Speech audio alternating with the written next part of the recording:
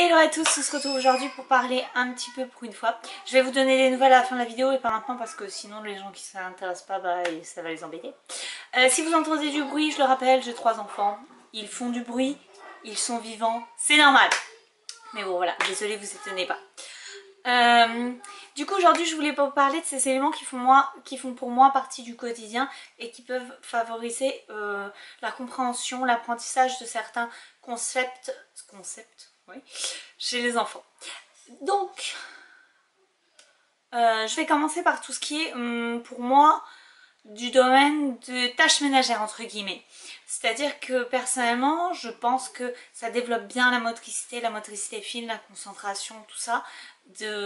Et indépendamment du fait que ça leur apprend à faire les tâches ménagères bien sûr, de proposer aux enfants de débarrasser la table, de nettoyer la table, de mettre des trucs sur la table. Après ça dépend de l'âge, ça dépend de la capacité des enfants. Évidemment, moi mon fils de 3 ans est capable de débarrasser son assiette, donc je me dis que c'est possible en fait.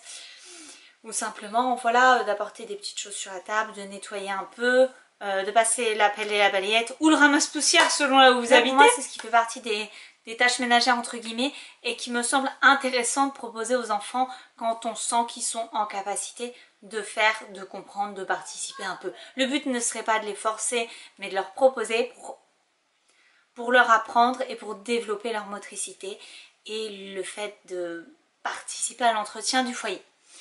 Ensuite je pense qu'il y a aussi la participation à la cuisine, notamment nous aujourd'hui on a fait la pâtisserie.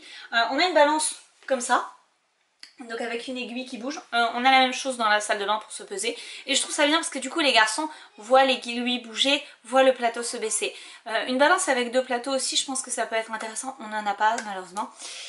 Et ça je trouve ça vraiment bien parce que du coup les enfants voient le poids qui évolue, ils voient le plateau qui bouge et du coup ils peuvent faire le lien et je pense que ça peut les aider. Donc voilà, il y a tout ce genre de choses qui me semblent intéressantes de faire aux enfants dans la vie quotidienne. Après ça, moi je trouve que c'est bien d'avoir une horloge. On en a une comme ça, c'est trop bien parce que du coup il y a les minutes. Et mon grand il a aussi une montre avec les minutes comme ça. La marque Flic Flac apparemment c'est super connu. Moi je ne connaissais pas du tout. Et je trouve ça vraiment bien qu'il puisse avoir, nous on l'a dans la pièce de vie, on l'a dans le salon, qu'il puisse avoir une horloge pour voir le temps qui passe. Donc voilà, déjà je pense que tout ça c'est vraiment bien de pouvoir le mettre en place. C'est des choses qu'on peut vraiment mettre en place quasiment quotidiennement. Après on n'a pas forcément tous une horloge chez soi, on n'a pas forcément tous des balances comme ça chez soi. Mais quand on l'a, c'est bien, je trouve. Sinon je vais vous parler de tous les trucs que j'ai pas et que je trouve intéressants. J'aimerais beaucoup qu'on puisse récupérer une loupe. C'est bête hein, mais une loupe parce qu'il y a plein d'éléments de la vie quotidienne qui sont différents quand ils sont vus en plus gros. Il y a énormément de choses qu'on peut faire avec une loupe. Je pense aussi que c'est intéressant de proposer aux enfants de faire pousser des plantes. De voir les différents stades du développement, les différents stades de la vie en fait parce que les plantes sont vivantes. Et je pense que c'est intéressant de les faire participer à ça et de pouvoir leur introduire ça et leur montrer ce type de choses. Après je trouve qu'il est top aussi de pouvoir faire avec eux des mélanges de couleurs.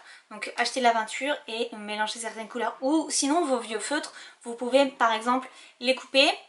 Enfin les couper. Si vous pouvez les ouvrir, si vos enfants les ont mâchouillés, n'est-ce pas? Et mettre le tampon où il y avait l'encre dans l'eau.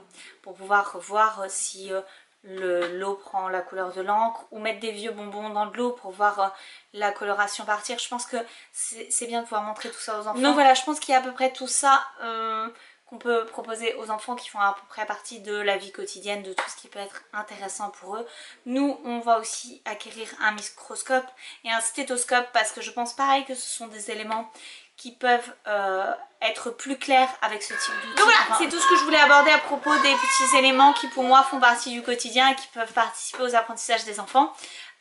Pour les nouvelles de moi, on est toujours dans ce logement fabuleux. On va déménager un jour, promis. On attend un 4e enfant. Je suis bientôt à 4 mois de grossesse. Je pense pas que je vais en parler beaucoup sur la chaîne parce que j'ai pas envie. Enfin si vous me posez des questions, bien sûr, je vous tiendrai au courant. Bonjour, il y a une maman. Oui, mon chéri. Mais voilà, je vais pas m'étendre à ce propos. Les garçons sont tous encore à la maison. Gabriel est toujours en IEF, donc en instruction famille école à la maison. Isaac aussi. Isaac a 3 ans, Gabriel a 5 ans. Et du coup, si vous voulez entendre parler de comment on fait au niveau de la vie sociale, etc., n'hésitez pas, dites-le, comme ça j'en parlerai parce que maintenant Gabriel a karaté 2 heures par semaine, du coup j'ai le temps.